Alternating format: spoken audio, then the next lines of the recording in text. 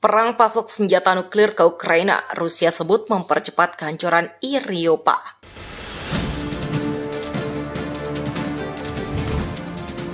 Tentara Rusia yang terus memborbardir posisi-posisi pasukan Ukraina, dan hal itu membuat pasukan Ukraina terus terdesak. Ancaman kekalahan Ukraina mendorong negara-negara barat terus memasok senjata untuk pasukan Ukraina. Dan gagasan mengenai pengiriman senjata nuklir ke Ukraina pun memancing reaksi Rusia.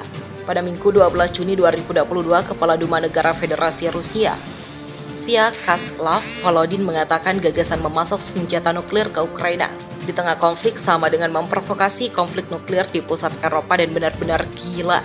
Diberitakan Rusia Today atau RT, Volodin berbicara demikian sebagai tanggapan atas pernyataan Radoslaw Sikorski, seorang anggota parlemen Polandia dan mantan menteri luar negeri Polandia, yang mengatakan bahwa Barat memiliki hak untuk memasok senjata nuklir.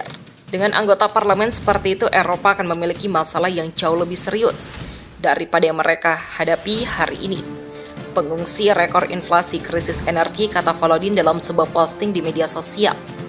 Dia menuding Sikorski telah memicu konflik nuklir di pusat Eropa.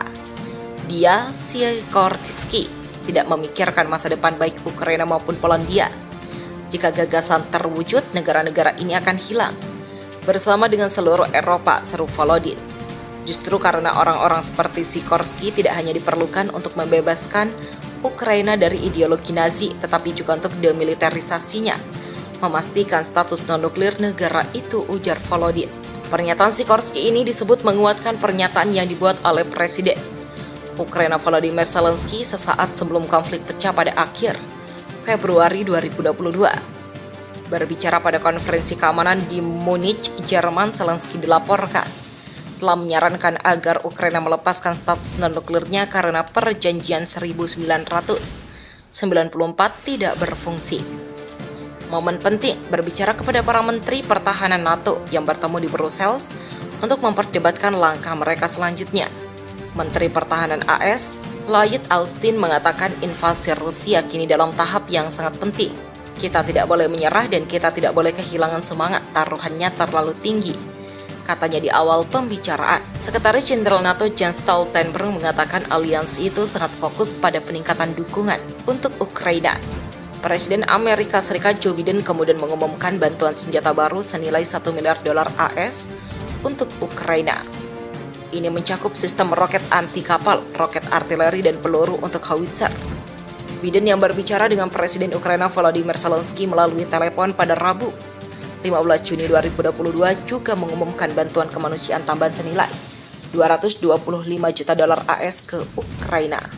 Kiev memohon pengiriman senjata yang lebih cepat dan lebih sering karena Presiden Rusia Vladimir Putin berusaha mengendalikan Donbas dan sebagian besar Ukraina Selatan. Tentara Ukraina di selatan berujung untuk merebut kembali tanah di ladang gandum dan desa-desa kosong di barat laut Kherson, kota yang diduduki Rusia yang melintasi anak sungai ke Laut Hitam. Para pejabat di sana mengatakan kepada Reuters bahwa pengiriman M777 howitzer baru-baru ini dari AS terlalu sedikit dan bahwa Ukraina masih kalah jauh jumlah persenjataannya.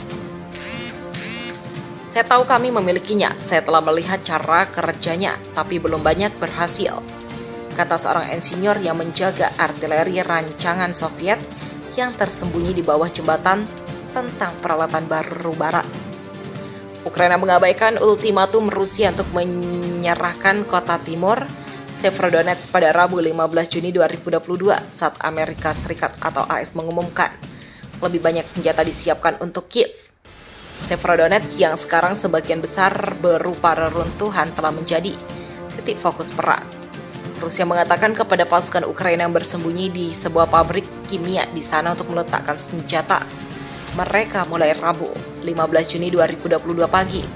Saat mereka berjuang untuk menguasai Ukraina Timur, Ukraina mengatakan lebih dari 500 warga sipil termasuk 40 anak-anak tetap bersama tentara di dalam pabrik kimia azot berlindung dari pengeboman Rusia selama berminggu-minggu. Separatis yang didukung Rusia di daerah itu mengatakan hingga 1.200 warga sipil mungkin berada di dalam